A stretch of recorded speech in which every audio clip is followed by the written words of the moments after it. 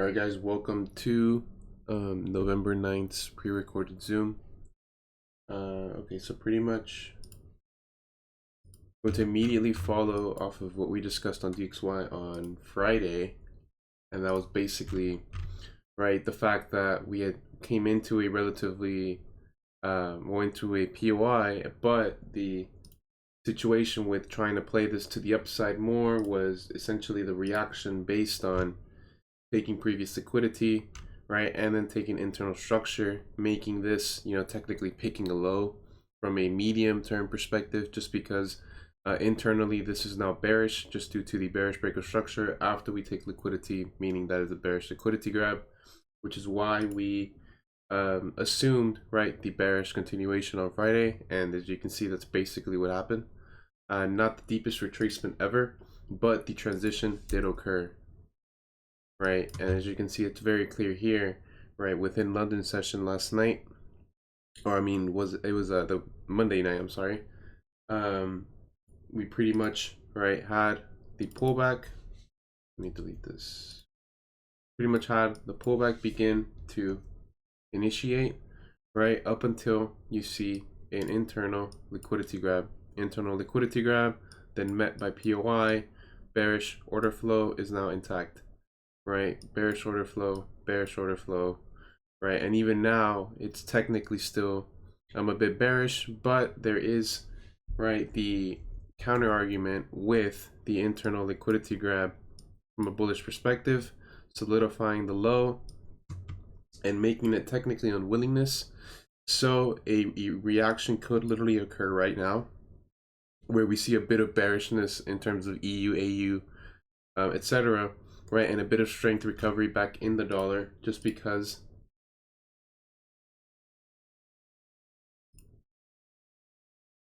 right, internally, right, we still haven't necessarily became bearish because the final leg to the upside, meaning low to high, is still intact.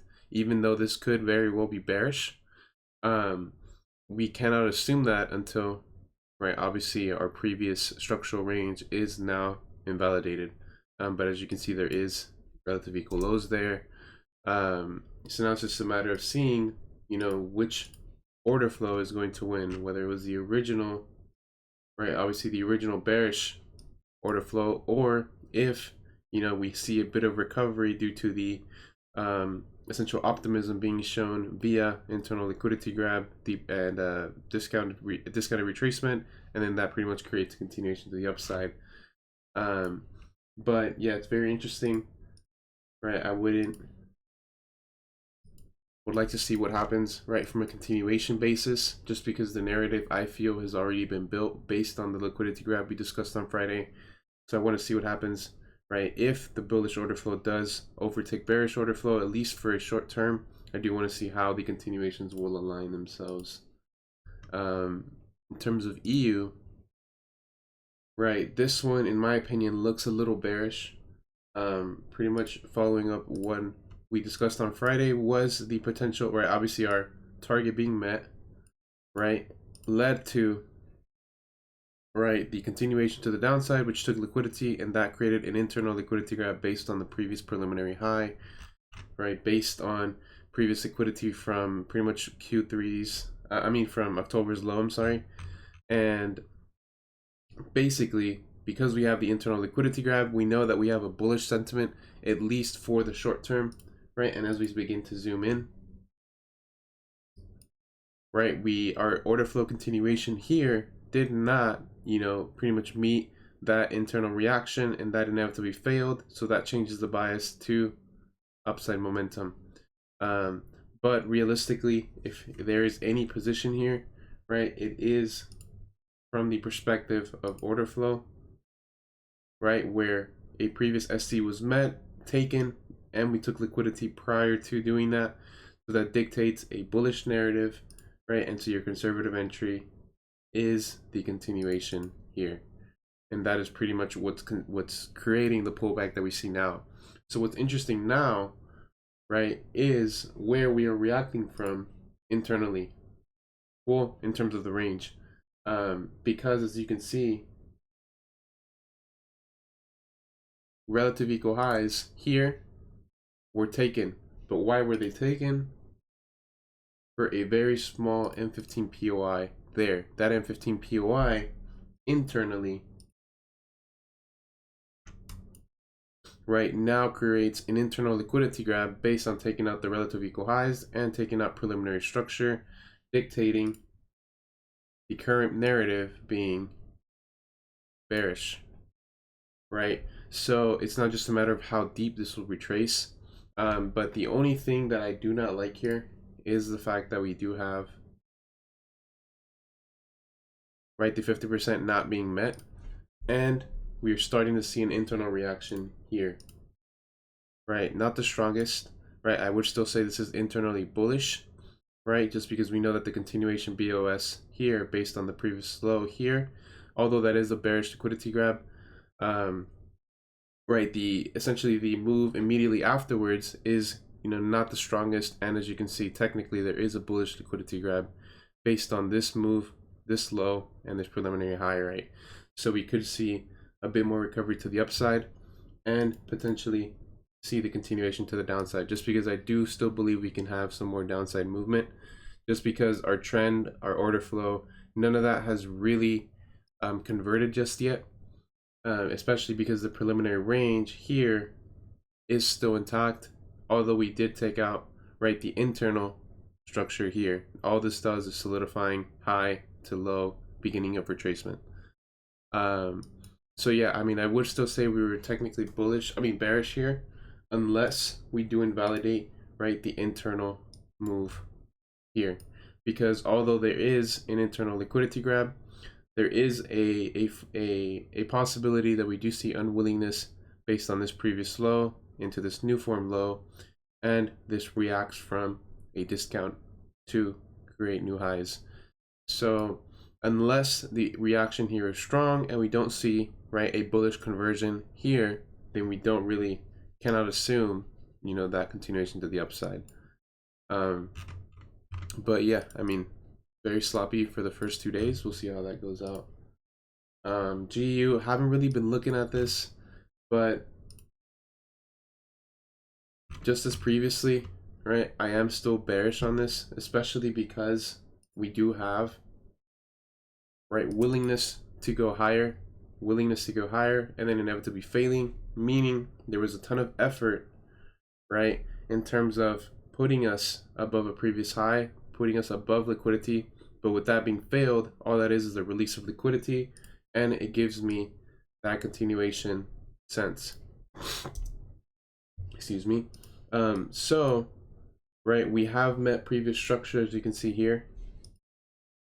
Right, we never met a specific POI, but this structure reaction internally has created a bearish sentiment, right, from the perspective of this becoming an internal liquidity grab based on previous high and previous low. Push up, push down, bearish liquidity grab. Now the only issue is we have taken preliminary structure, meaning this is the pullback has started occurring, right? But it is also the possibility that we are still potentially bullish, just because in between here, low, high, low, high, low, high, low, high, low, high. This is the first time we see a preliminary structure break, meaning this is technically a bullish leg from a short-term perspective, although we were originally bearish. So I would more so agree to the bearish sentiment. I don't know exactly where we're going to react, of course, right? Because there are specific POIs, right? So we will see how this reacts, especially tonight during London. AU, last one, not the... Also, when I haven't really been checking, we did have the reaction from the POI that we mentioned last week, but in terms of a recovery sense, we didn't really get much, right? And we know that internally we still have high to low, and although we take preliminary levels of structure out, all that's doing is solidifying this high to this low, and we have began the pullback. Very sloppy. We didn't really get any realistic entry, especially when, oops, let me actually do this instead. Especially when we take liquidity and then we just basically melt with internal continuations, but no true pullback, right? We didn't even reach the 50%. Yeah, we didn't even reach that. So, although we did have a clean move to the downside, we didn't necessarily have an opportunity. So now I want to see how we react based on a previous low. Whether we're going to create a liquidity grab, whether we're just going to melt right through it, and this pair will pretty much be untouchable for a bit. Just because then we're going to see what happens in here, maybe another potential internal POI, and pretty much go from there. But for the meantime, medium term, we are bearish. Just no true continuations just yet. But with that being said, not much has really happened. Although DXY is technically showing signs of wanting it to be bearish, especially with the narrative being built with the liquidity grab.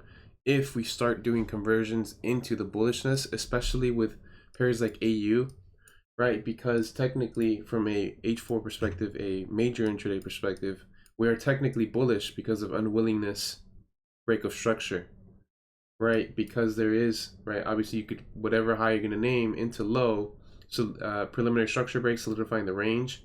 This is now the pullback of whatever said range you have, because this is now a solidified high based on preliminary structure breaks. So because this now led to unwillingness break of structure, we are technically bullish. So once we start seeing, right, those bearish conversions here on DXY, we're going to see very good opportunities, especially with EU and AU. GU as well, but this one in my opinion looks the most bearish out of all of them. So we're gonna see what happens. Wouldn't even be surprised if we do come down into taking out previous liquidity and then beginning, you know, some type of bullish conversion from a major intraday stance, just because our swing and our position is still bullish. But yeah, with that being said, I'll see you guys on Friday.